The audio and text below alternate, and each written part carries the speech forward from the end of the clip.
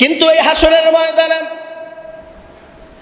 একদল মানুষকে আল্লাহ পাক পোশাক পরিহিত অবস্থায় তুলবেন। তারা হলো শহীদ, যারা দিনের আগে শহীদ হয়েছে। আল্লাহ পাক ওই শহীদদেরকে বস্ত্র সহকারে তুলবেন। শহীদরা উঠবে, হাজার হাজার লাখ লাখ কোটি কোটি শহীদ। কারোর হাত নাই, কারোর পা নাই, কারোর চোখ নাই, পরনে জামা কাপড় আছে, জামা সেরা, কাপড় সেরা, ময়লা আবর্জনা। আল্লাহ পাক বলবেন তোমরা কারাম?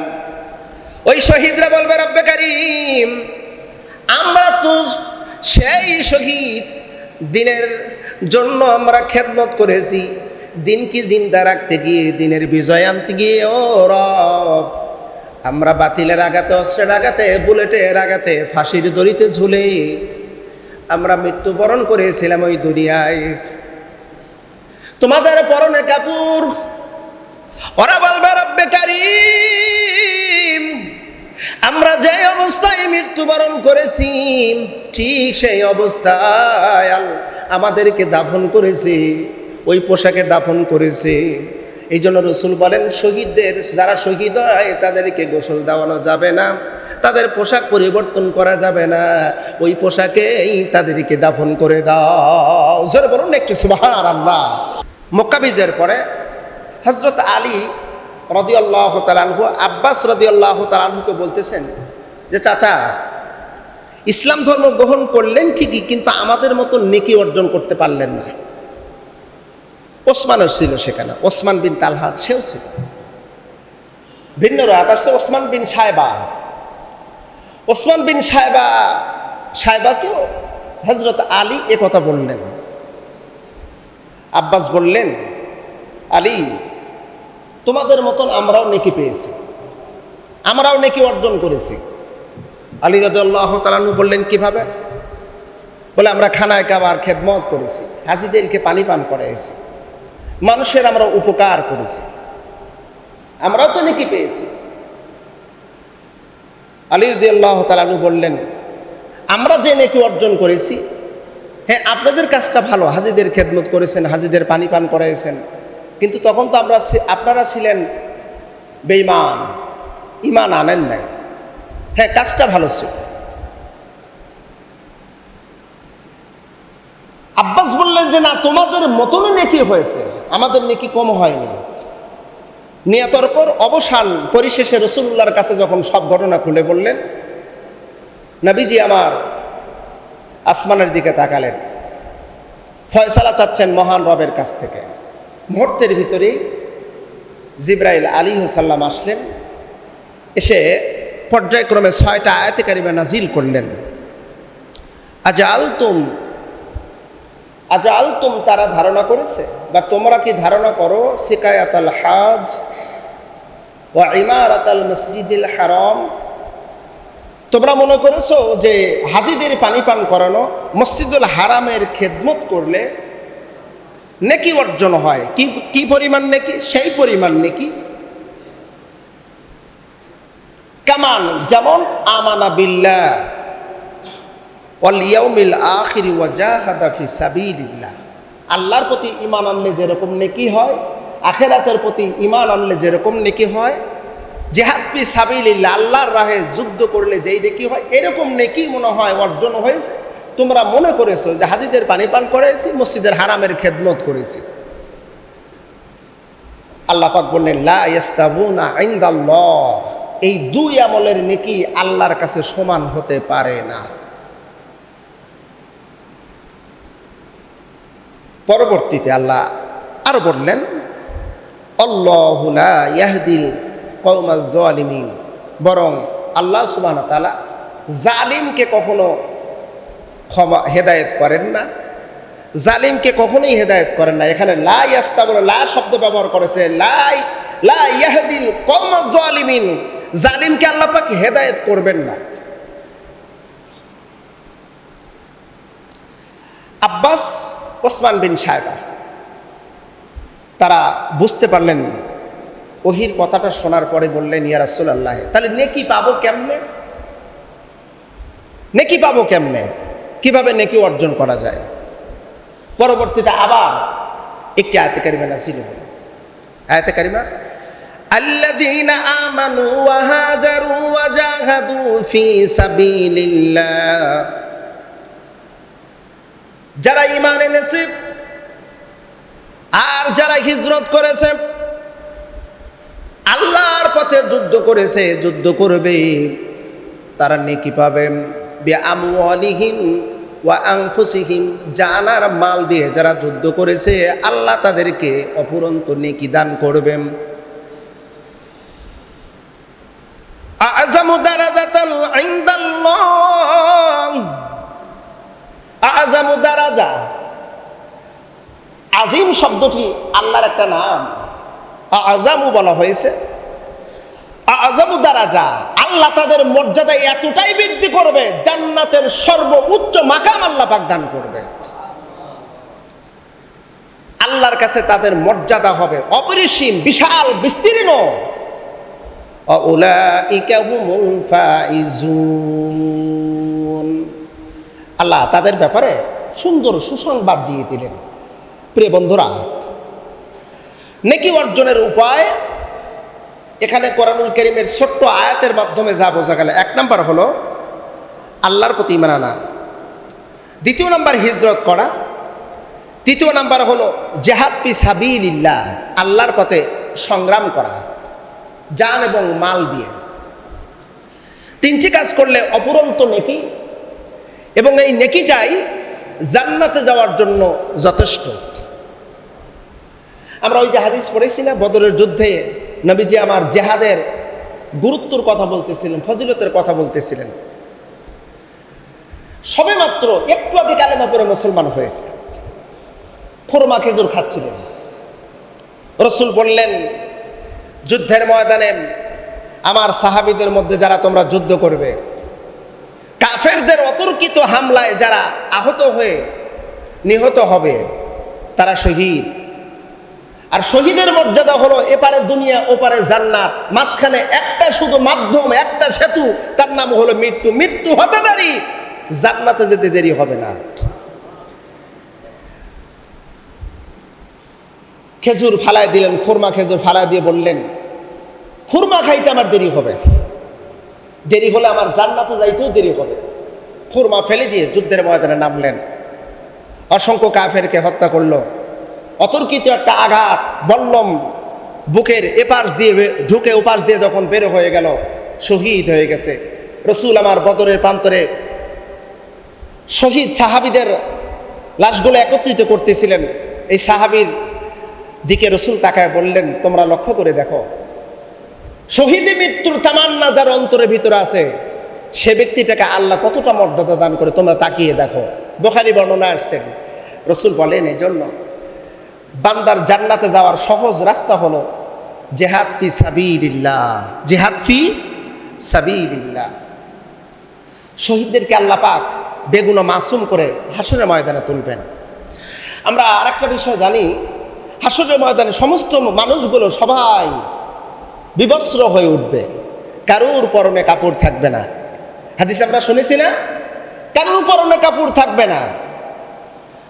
রাসূল এই কথাটা বলতেছিলেন, আম্মা জান বললেন, ইয়া রাসূলুল্লাহ, আমিও কি বিবস্ত্র হয়ে উঠব?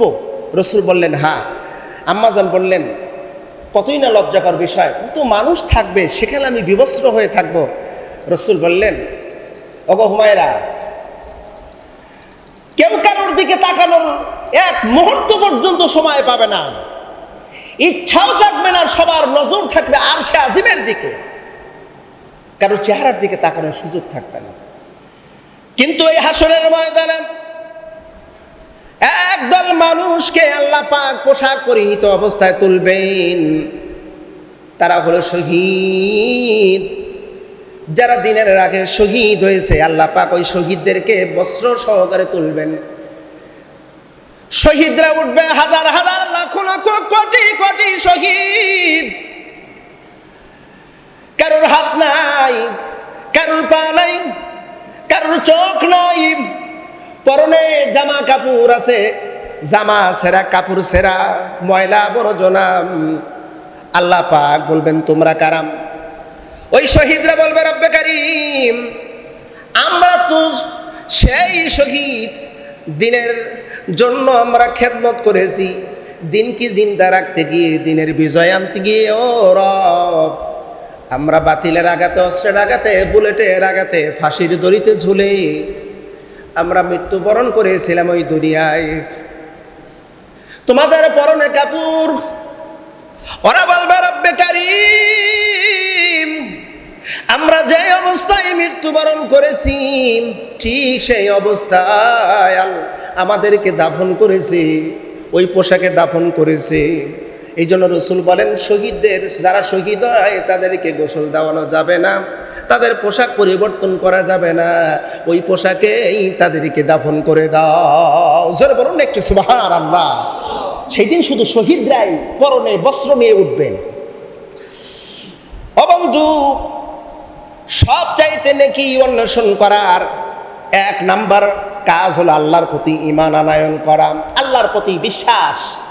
আমরা এই বিশ্বাসের ওয়াজ আমরা অনেক শুনেছি। আমি মাঝে মধ্যে বলি, ঈমান হলো মৌখিক, অন্তরে আর কাজে। কারার বিল লিসান, তাসদিক বিল জিনান, আমল বিল আরকান। মুখে স্বীকৃতি দেওয়া, অন্তরে বিশ্বাস করা, কাজে প্রমাণ করা, এই তিনটার সমন্বয়ের নাম হলো ঈমান। কয়টার সমন্বয় বলুন তো? তিনটার সমন্বয়ের নাম হলো ঈমান। এখন প্রশ্ন হলো, মুখে বললাম, অন্তরে বিশ্বাস করলাম, কাজে প্রমাণ করলাম না, ঈমান হলো না, বিশ্বাস হলো না। আল্লাহর প্রতি ঈমান, এই বিষয় নিয়ে যদি আমি আলোচনা করতে থাকি কয়েক ঘন্টার সময় লাগবে, তাহলে বোঝা যাবে যে আসলে আমরা আদৌ আল্লাহর প্রতি পরিপূর্ণভাবে বিশ্বাস স্থাপন করেছি কিনা। মৌখিক ঈমান যদি আনা যায়, মুখে ঈমান আনলাম, বিশ্বাস করলাম, মুখ দিয়ে প্রকাশ করলাম, হ্যাঁ আল্লাহ বিশ্বাস করি, তোমার অস্তিত্ব, তোমার গুণবলী, তোমার আইন, তোমার বিচার ব্যবস্থা, সবকিছু বিশ্বাস করি, মুখ দিয়ে বললাম, কাজে প্রমাণ করলাম না। এই ব্যাপারে আল্লাহ সুবহানাহু ওয়া তাআলা পরিষ্কারভাবে বলেছেন যে তোমরা যদি প্রকৃতপক্ষে মৌখিকভাবে যদি ঈমান আনয়ন করো, সেইটা আমার কাছে গ্রহণ হবে না, গ্রহণ হবে না। সম্ভবত সূরা আনকাবুতের মধ্যে শুরুতেই আল্লাহ সুবহানাহু ওয়া তাআলা এই কথাটা বলেছেন, আহাসিবান নাসু আইয়ুতরাকু আইয়াকুলা আমান্না ওয়া হুম লা ইফতানুন। আল্লাহ পাক বলেন, তোমরা মৌখিকভাবে যদি স্বীকৃতি দাও আল্লাহ তোমার প্রতি ঈমান এনেছি, তা প্রমাণ হবে না, প্রমাণ হবে না, বরং তোমাদের ঈমানের পরীক্ষা আমি নেব। ঈমানের মেহনতের কথা আল্লাহ পাক কখনো কোনো জায়গায় বলেন নাই। ঈমান বৃদ্ধির কথা কোরআনুল কারীমের 6 আয়াতের ভিতরে পরিষ্কারভাবে বলেছেন। ঈমানের মেহনতের কথা বলেন নাই, বরং ঈমান বৃদ্ধির কথা বলেছেন 6টা আয়াতে কারিমার ভিতরে। ঈমান বৃদ্ধির ব্যাপারে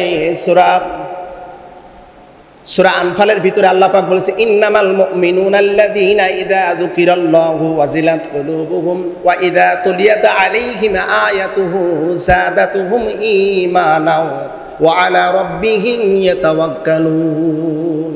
এরকম 6টা আয়াতে কারিমার ভিতরে বলেছেন, বান্দা তোমার ঈমান বৃদ্ধি হবে। আর একটা কথা, পরিষ্কার কথা, আল্লাহ বলেছেন যার ঈমান যত বৃদ্ধি হবে পৃথিবীর কারোর উপর ভরসা করবে না, ভরসা করবে একমাত্র আল্লাহর প্রতি। ঈমান যত বাড়বে আল্লাহর প্রতি বিশ্বাস, ভালোবাসা, ভরসা তত বাড়বে। ঈমান যত কমতে হবে তাগুতের ভয় অন্তরের ভিতর তত বেশি আসবে। ঈমানের দুর্বলতা, ঈমানের কমতি, তাগুতের ভয় অন্তরের ভিতরে বেশি। ঈমান বেশি, তাগুতের প্রতি শুধু ভয় নয়, বরং তাগুতের বিরুদ্ধে লড়াকু সৈনিক হওয়ার জন্য সে প্রস্তুত হবে তত বেশি। আজকে তো আমরা তাগুতের গোলাম হয়ে গেছি। তাগুতকে আমরা ভয় বেশি, আমরা তাগুতকে বেশি ভয় পাই। যারা একটু ক্ষমতাধর তাকে আমরা বেশি ভয়, কারণ আমাদের ভিতরে ঈমান নাই। ঈমানের দুর্বলতা চলে এসেছে, ঈমানের কমতি এসেছে। আমি এই কথা মাঝে মধ্যে বলি, ঈমান বৃদ্ধির কথা আমরা শুনি, ঈমানের মেহনতের কথা শুনি, কিন্তু ঈমান ভঙ্গের কথা কখনো আমরা শুনি না। ঈমান ভঙ্গ হয় কেমনে, কি জন্য, এই কথাটা আমরা অনেকেই জানি না। আমি আমার জুমা মসজিদে অনেকবার বলেছি, ঈমান ভঙ্গ হয় 10টি কারণে। 10 কারণে ঈমান ভঙ্গ হয়। জবান খুলে বলেন তো কয় কারণে ঈমান ভঙ্গ হয়ে যায়? 10টা কারণে ঈমান নষ্ট হয়ে যায়। এজন্য প্রিয় নবী বলেছেন ইয়াতি মিনাজ জামানি লা ইয়াবকু মিনাল ঈমান, এমন একটা জামানা আসবে ওই ইমানের মানুষ ওই জামানার মানুষের চাকচিক্য সৌন্দর্য চেহারা দেখলে মনে হবে আল্লাহর ওলি, মাথায় টুপি, মুখে দাড়ি, গায়ে জুব্বা, 5 ওয়াক্ত নামাজ পড়বে, হজ করবে, দান সদকা করবে, কিন্তু মাগার ঈমান নাই। আসুন আমরা কয়েকটা কথা শুনি ঈমান ভঙ্গের 10টা কারণের মধ্যে 1 নাম্বার কারণ হলো শিরক বিল্লাহ, আল্লাহর সাথে শিরক করা। জোরে বলুন, কার সাথে শিরক করা? শিরক নামক যদি কোনো অপরাধ কোনো ব্যক্তি একবার করে তার ঈমান নষ্ট হয়ে যাবে, ঈমান থাকবে না। এবার শিরক কাকে বলা হয় এ ব্যাপারে আমরা সকলেই জানি। আল্লাহর সাথে কাউকে সমকক্ষ মনে করা, আল্লাহর সাথে কাউকে সমকক্ষ মনে করা, আল্লাহর আইনের সাথে কোনো ব্যক্তির আইনকে যদি সমকক্ষ মনে করা, আল্লাহর গুণের সাথে যদি কাউকে সমকক্ষ মনে করা, আল্লাহর অস্তিত্বের সাথে কাউকে যদি সমকক্ষ মনে করা হয়, ওই ব্যক্তিটি শিরক করে। এমনকি আল্লাহর আইন বাদ দিয়ে যদি মানব রচিত আইন যদি মেনে নেওয়া যায়, ওই ব্যক্তিটি শিরক করলো। অহরহ রাষ্ট্রীয় প্রধান কার্যালয় থেকে শুরু করে নিম্ন পর্যায়ে পর্যন্ত আমরা কত শিরক করতেছি তার কোনো হিসাব নাই, জবাব দেওয়ার কোনো অপশন নাই। ছোট্ট এক্সাম্পল দেব 2-3টা, তারপর আপনারা বুঝে নেবেন কেমন আমাদের ঈমান আছে। আল্লাহর বিচার হলো পুরুষ যদি চুরি করে, নারী যদি চুরি করে, আস-সারিকু ওয়াস-সারিকা ফাকতাউ আইদিয়াহুমা, আল্লাহ পায়ে যদি পুরুষ আর মহিলা যদি চুরি করে, যদি ধরা পড়ে, ওদের হাত কেটে দাও। এটা হলো আল্লাহর আইন। জোরে বলতে হবে কার আইন? আরেকবার জবান খুলে বলুন, কার আইন? আল্লাহর আইন। যদি পুরুষ আর মহিলা চুরি করে হাত কেটে দাও, আপনারা বলুন তো আমাদের দেশের আইনের মধ্যে এইটা কি আছে? এখানে উকিল সাহেবও আছেন, বলতে পারবেন কি আমার দেশে যদি চোর যদি ধরা পড়ে যায়, এই চোরগুলোকে হাত কেটে দেওয়া হয়, নাকি এদের কিছু জরিমানা করে ছেড়ে দেওয়া হয়, নইলে জেলের ভিতরে ঢুকানো হয়? আমি দেখেছি জেলের ভিতরে অনেকবার গিয়েছিলাম, আমি জানি অনেক চোরকে দেখেছি কয়েকদিন পর ঢোকে আর বের হয়। গত কয়েক বছরের ভিতরে আমার দেশের কোটি কোটি টাকা চুরি করলো, ওদেরকে ধরলো, জেল হাজতের ভিতরে নিল, সাধারণ কয়েকটা দিন থাকার পর ওদেরকে খালাস দিয়ে দিল। এবার আমরা আল্লাহর আইন মানি নাই, মানলাম ব্রিটিশদের আইন, মানব রচিত আইন। তার মানে বোঝা গেল আল্লাহ তোমার আইন ভালো লাগে না, মানব রচিত আইন ভালো লাগে। প্রশ্ন হলো আপনার অন্তরের ভিতরে যারা করলো আর যারা মানলো তাদের ঈমান কোথায় আছে? নিজেকে একটু জিজ্ঞেস করুন, জিজ্ঞেস করেন ঈমান আছে কোথায়।